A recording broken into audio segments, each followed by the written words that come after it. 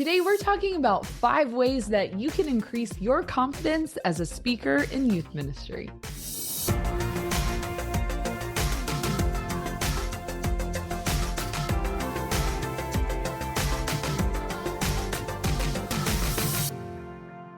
Hey everybody, welcome to another episode of the Ministry Coach Podcast. My name is Jeff Lascola and this is Kristen Lascola. And we are back again with another episode all about youth ministry because that's what we do here at the Ministry Coach Podcast. We talk all things youth ministry, and today we're talking about confidence in delivering a sermon. So public speaking is like the world's biggest fear. I've heard that many times. I've never actually looked it up. I don't know. People Which is say that. Strange that it's like more than death. Jerry Seinfeld has like a skit that's like, more people would rather be in the casket than giving the eulogy. Wow. Which I'm like, I know every time I have to do public speaking, I get the nerves come up and things like that. So how do you gain more confidence then in delivering sermons? Well, I think part of gaining confidence is becoming better at your skill. So for me, the better I am at it, the more confidence I have. So today we're going to kind of focus on that. It's like, how to build your confidence, but through the channel of becoming a better speaker. And, all of this is just going to take time as well. So the way that I feel when I get on stage now is definitely different than 10 years ago. It just feels different. And playing your home field is definitely different than guest speaking. That still gets me worked up. Guest speaking, maybe not once I'm on stage, but leading up to it and the preparation. So I'm going to give you some tips, things that I've used in the past and currently that I still do that help get me confident and ready to give a really good message, because we're going to never not need to do this. As a youth pastor, unless you're going to rely on videos every week and every midweek. Please don't do that. Please don't. Once in a while, a video is great to hear a different voice or to illustrate something, but if you're in student ministries, I would highly recommend not relying on video curriculum, except for, like I said, maybe every 4 to 6 weeks. Right. A little bit different, and then using it as like a discussion point. I like to do that. I like to use the Alpha Youth series, and it's kind of like what I use in between series. So we'll do like a series on James. Oh, when are we going to switch to our new series?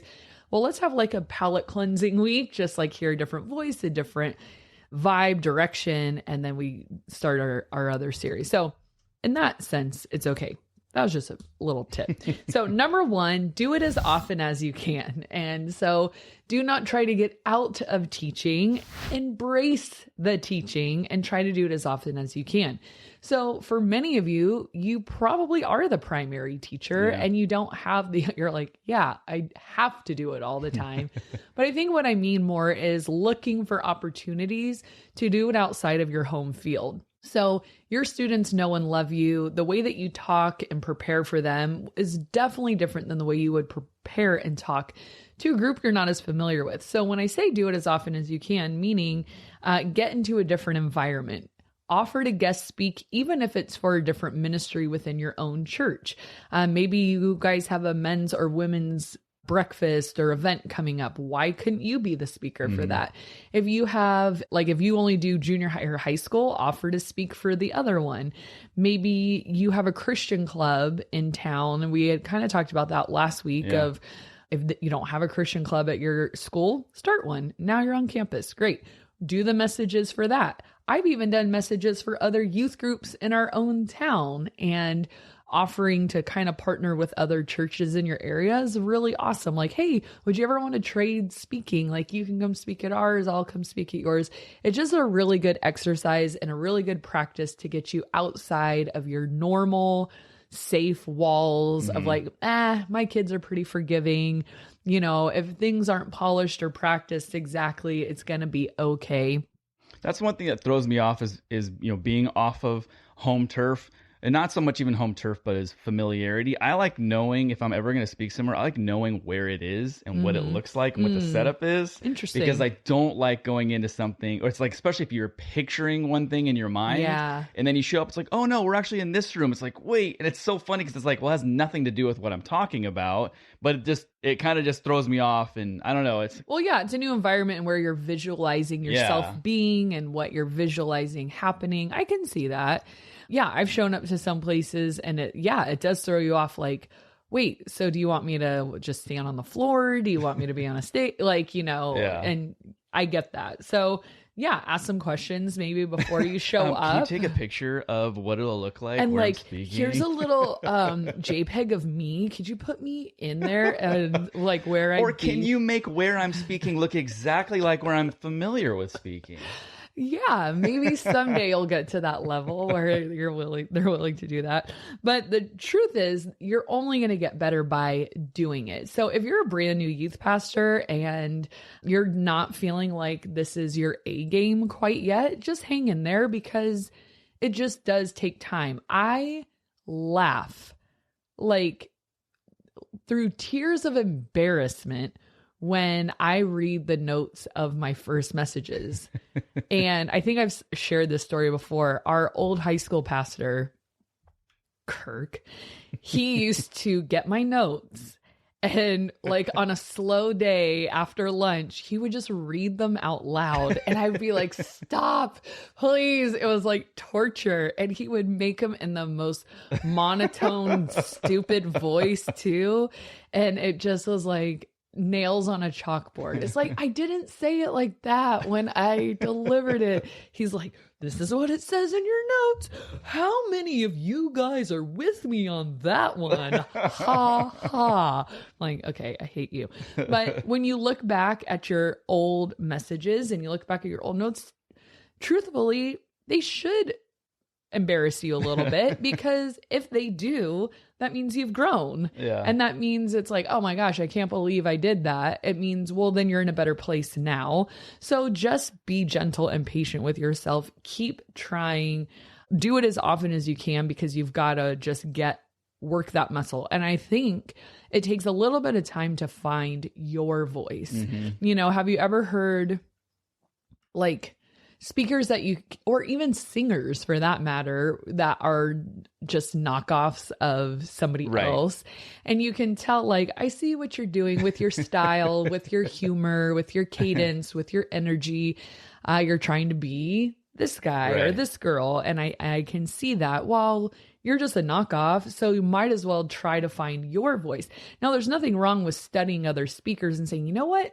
I don't like how that person yells all the time. Like, I can't listen to you for more than 5 minutes because all you do is yell. That's my thing. Right. If you're a pastor who yells your whole sermon, I'm like, how do I know when it's actually important and passionate? Because the whole thing is it's like a stressful listening experience. You're in all caps on stage. Yes, and a lot of people love that. Right. They like get so hyped and like, but I'm like, I'm listener exhausted from that. And so studying different ways that people speak and seeing like what fits with you and your personality. It doesn't mean copy them, but learn from them and then translate and try to find your own voice. Well, that's just going to take repetition and time to find that sweet spot. It's interesting to say that you find your voice because going back to the same analogy about the musicians where it's like, I see who you're ripping off. Yeah. Once you have your own voice, your unique sound, have you ever heard it when a singer from one band is now in another one? It's like,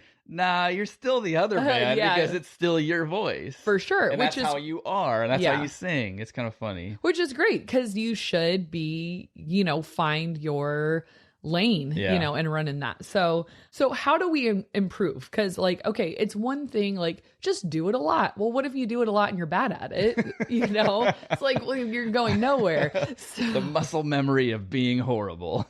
You'll just learn how to be more awful. No, just kidding. You guys are probably great. I was terrible probably in the very beginning. I remember the first time I spoke and the feedback I got on it. It was just like, okay, I got some room for improvement here. But I kept going. I kept pushing through. Anyways, so how are we going to get the proper feedback we need in order to go from okay to good, from good to great, from great to excellent? And that's, our goal, hopefully, because think about it for a second of what we're dealing with here. Sometimes I think of like, we're more than like a teacher. A teacher teaches important things. We teach eternity changing things, not like, well, maybe you'll get a better job, or maybe you'll learn how to do math, or maybe you'll know about history, but we're teaching people like the only truth that actually matters. And so wanting to improve that skill is like, hey, like, let's take this really seriously. Yeah. So again, going back, how are we going to get that feedback that we need? So if you don't have a large staff, meaning like it's just you and some kids in a room, like, or what are you going to do? Ask the kids, what'd you guys think? How was it? Any tips for speaking?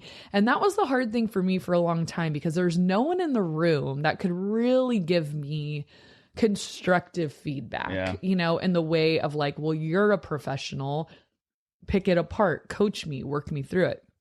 So one tip for that is filming yourself. All right. So it's weird and it's cringy. And I wouldn't do it for a very long time because I'm like, I don't want to see that. I don't just want to move right on. And even to this day, if I guest speak somewhere, they'll film it and put it up somewhere. I'm like, I'm good. I don't need to watch this. But anyways, filming yourself, and then even you yourself going back and watching it, here's a few questions you could ask yourself. Very generally, what went well, but what felt off or choppy? Like, when did you, because now you're the listener, like at what point did you feel like, we're hitting some rough waters, your words aren't very smooth, and try to figure out why, what happened in that choppy. When I coach people speaking, I will tell them sometimes, I could tell you were searching, you know, like your choppiness came across because you were, and we'll get into this in a minute, but you were still searching your next point in your brain. And I could almost feel you opening filing cabinet drawers in your mind, looking for where you were supposed to go next. Opening filing cabinet right. Drawers. Like your words became longer and you just were, you know, like you just weren't going the direction you were supposed to go. What was your presence like? What was that stage presence like? I think that's a big thing too. I was a communication major and we talked a lot about like our communication with our body also. And it's just like, what are you like on stage? How do you walk or move in that space? Does it look natural? Are you staying in one spot? Are you clammed up? Are you boring? Do your gestures fit with what you're talking about? Do your gestures let it come alive? Are you energetic? Like, what is your presence like? Are you interesting? Are you interesting to listen to? Are you boring yourself on the playback? That's a really good question. Sometimes the answer for me is yes. I'm like, move on. This is boring. Was your message engaging and easy to follow? So meaning, are you, as the listener, being able to lay out clear points of like, this is where I'm taking the audience, not just a big jumble of, let me tell you a funny story. And you know what that reminds me of? Oh my gosh, you guys. And here's a pet peeve: when you stumble over your words doing one of these. Okay, let me start over. No, please, can we not do that anymore? It's so cringy. Just gather yourself and be like, if you stumble over your words, like have a way to get feedback, you know, just pause, gather it and go. Don't do the like words, English language. Oh man. Okay. Sorry. It definitely draws more attention to the fact that it makes you look like an amateur too. It just, it's like, let's pause on the fact that and it's one thing to be vulnerable and real and all of that, but you're already distracting by stumbling over your words. Now you're adding a magnifying glass to the distraction. Just move on. I hate when people do that. All right. Did you have a clear point? Meaning, again, this is along the lines of, was it easy to follow, but did you have a clear point? And I think a lot of times when I hear someone speak and then you talk to people about it after, hey, what'd you think? And they'll just be like, I don't even know what his point was. So just because you're saying words doesn't mean you're making a point. So making sure you have a clear point that you are leading them to throughout your message, and on the playback listening to, was that clear? Was that accomplished? Did they get that point? Or was I so distracted with side thing, illustration, this, that, whatever, scattered thoughts, and, like, where are we taking them to? So that's feedback from yourself, and you can only take yourself so far. So if you could invite other people to watch it. If you could convince somebody that this is worthwhile. But is there a speaker that you may, and it would probably have to be someone you know, but like maybe a speaker you admire or a pastor that you look up to, and they've been in the game long enough to actually have something constructive to say. It's sometimes hard to just go off of interns, but I mean, they're also recipients of it. They're listeners. Right. They might not do it as their own craft and career, but they probably have a lot of great feedback of, hey, did that make sense? Or what did you think of that? Or what was I engaging? Or what would you change? Just who in your life can give you some feedback about your messages, and listen. And everyone will have something a little different to say, because everyone has a different perspective, and you're not going to please everyone. That's not the point. But see if you can start mining out some consistent feedback of, wow, people say I go too long. You know, I think that's a common thing. Or maybe you are a different kind of pastor and it's way too short, and it was just like, oh, I just felt like you left us hanging. More dodgeball, everybody. Here we go. Right. So see if you can send that to somebody else. Yeah, you said have people be there in person, but that kind of goes along with your other point about videoing it, because you can send that to other people. Yeah. You can send it to as many people as you want. They may hate you for it, but you can get some feedback that way too. Right. It's a little different, I feel like, watching the replay versus being there live. It is. But I think you can get the gist of the message. Yeah. I agree. It would always be better to, I mean, and you could invite someone to say, hey, like not every weekend, but hey, this is a message I'm excited about and I'm proud of, and I would you be able to pop in for like 20 minutes and watch me speak? And then could we talk about it afterwards? Because in a vacuum, you could get better if you could analyze yourself very critically, but I think having someone else there, like we said, would be ideal. Okay, well then when it comes to the preparation, how do we get more confident? I think we've mentioned this on an episode before, but sermon prep with others.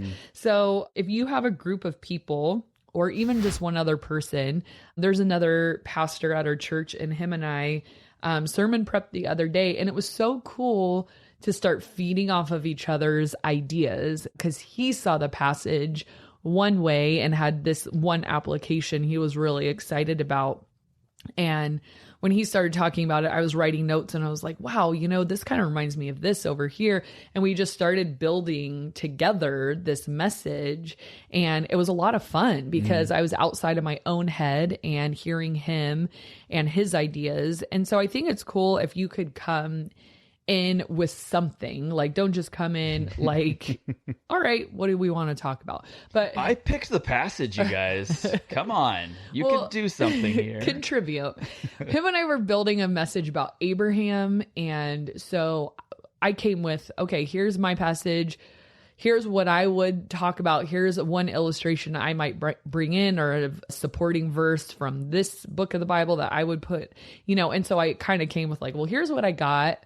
And then that kind of was a jumping off point. He's like, well, here's what I got, and here's how they kind of go together. And, and so sermon prepping with other people, it's very fun. Number one, if you're a collaborative type and an extrovert and an external processor like I am, like sometimes just talking it out in your own head or out of your own head is beneficial in and of itself. Like, let me just get this out.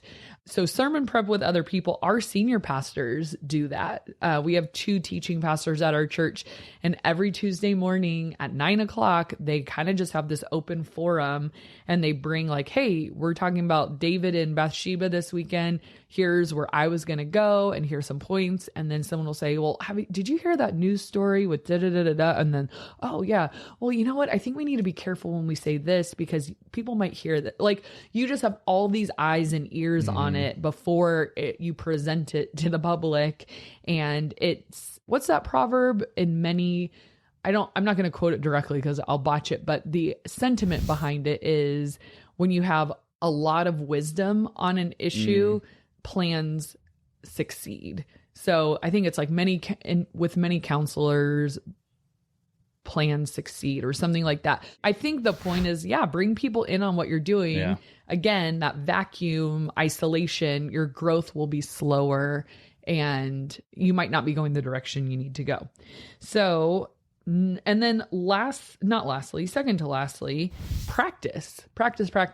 So again, when I think this builds, like how your question was how to increase your confidence in speaking, I know for me, if the first time I'm saying my message is on stage for the first time with a mic in my hand and a crowd, that is like the last place I want to be. Yeah. But if I've already said it out loud to myself, to my mirror, to the empty seat of my passenger side of the car, like I just find ways to practice it and say it out loud. And a few reasons for this is it kind of writes itself on your mind and your heart so that it becomes less of a script, but more of a actual talk, like a message that you've become familiar and at home with, and the words come out naturally, like it's coming from this place of familiarity, not from this place of like rigid structure.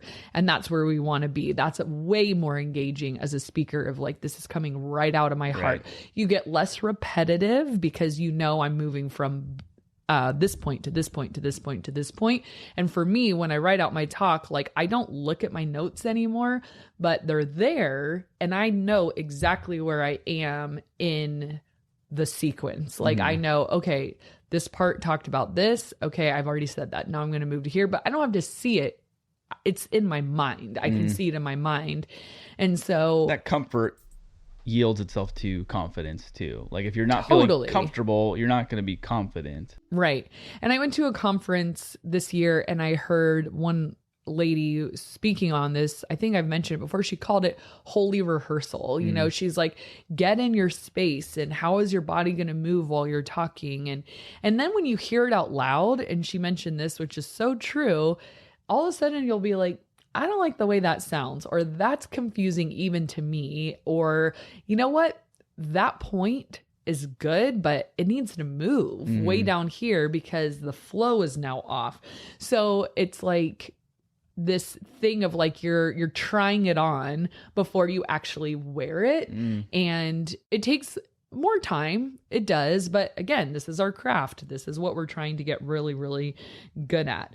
And then lastly, as you prepare, use a ton of resources. So we could do a whole episode on how to prepare a message, but all I'll say for now is look at it like a research paper. So when I'm about to do a message, I bring in a ton of resources, meaning I want to know who's already done a sermon on this. What did they say about it? I'm going to listen to theirs. And is this a direction that I think I would want to go to? So I'll look up podcasts. I'll look up recordings on YouTube. I'll look up articles online.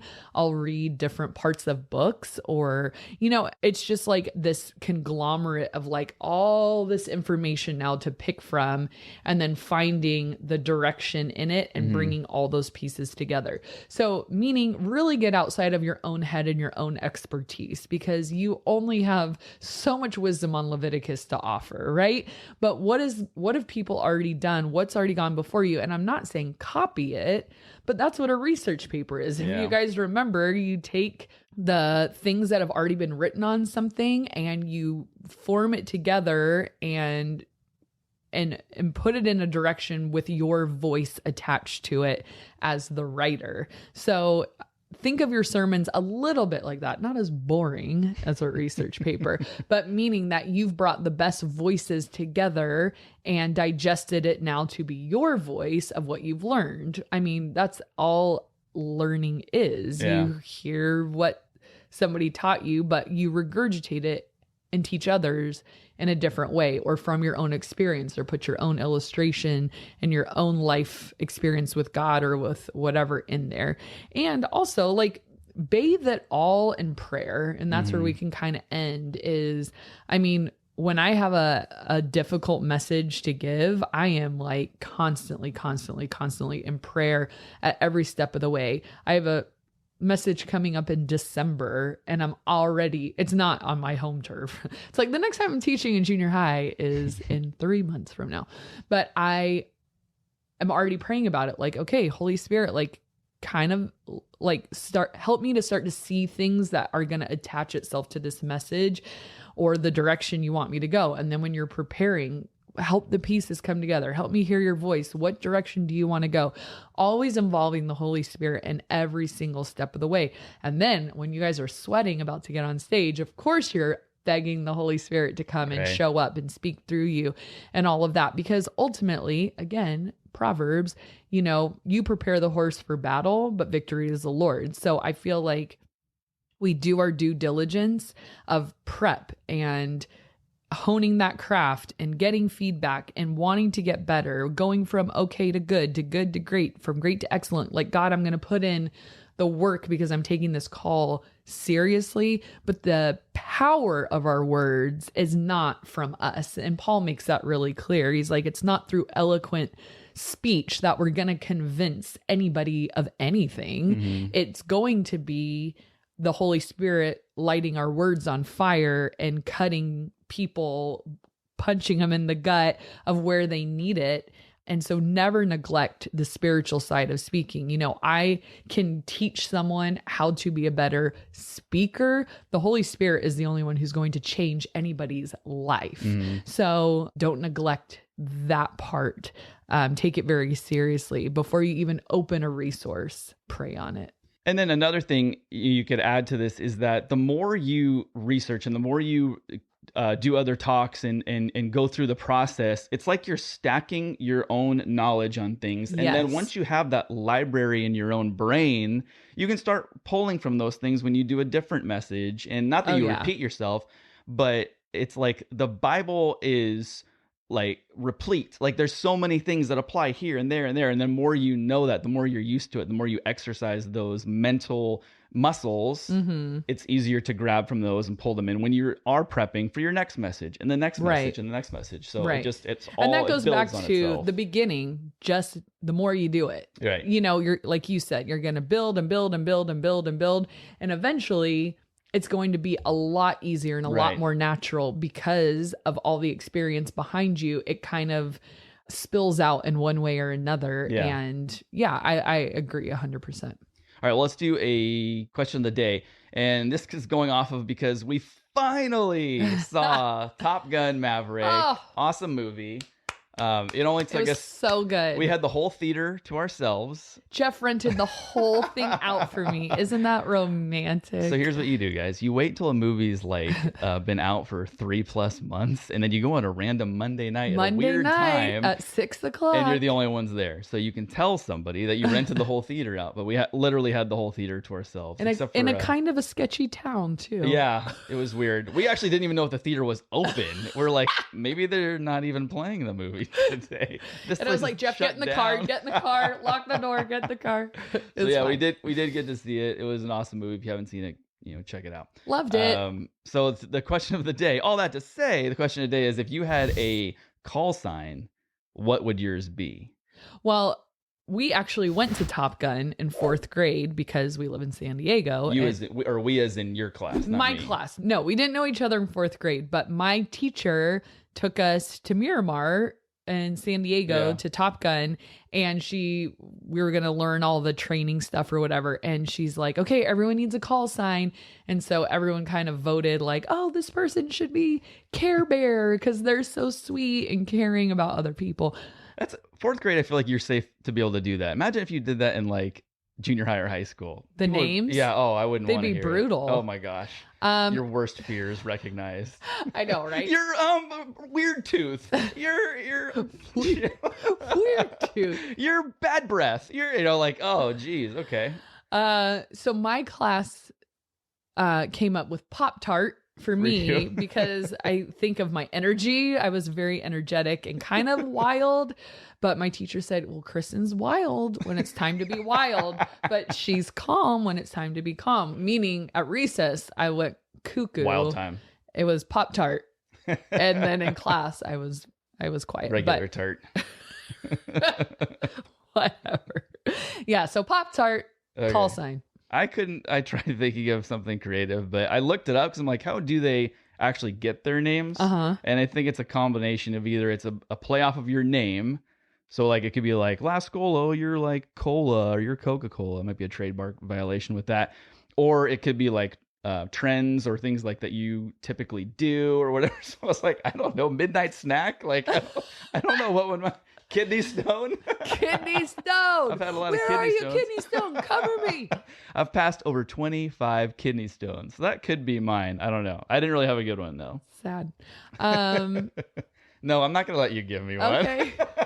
You're gonna be like the junior higher. No, I'm not. I was thinking of your hobbies. I don't have any hobbies. Yes. I'm a horrible golfer. That'll be my call sign. All Too right. many words. It's got to be one. Like one word. All right, let's do a community comment of the day. This is from Lady Dia Soul, and she says, "Refreshing. Found you guys on YouTube, and I could not stop listening. Thank you for giving so much insight, help, ideas, and wisdom to youth ministries. May God continue to bless you." You're welcome, and thank you for stopping to you. say. You know what I feel so thankful for? You know, Kind people. kind Leaving people. nice reviews. Yeah, because it's one thing to feel thankful, but the person will never know that you're thankful unless you say it. You know, there could be billions of people, just kidding, hundreds of people that are thankful for our podcast, our content, and I'll never know Like my whole life. half a dozen people, maybe. Maybe. And thank you Thank you, for you those half a 6. dozen who have reached out. It's been more than Yeah, that. there's not a lot. We appreciate all I the love feedback. it. Makes it worth it. It does. Well, thank you guys so much for watching and listening. Hope you got a lot about this.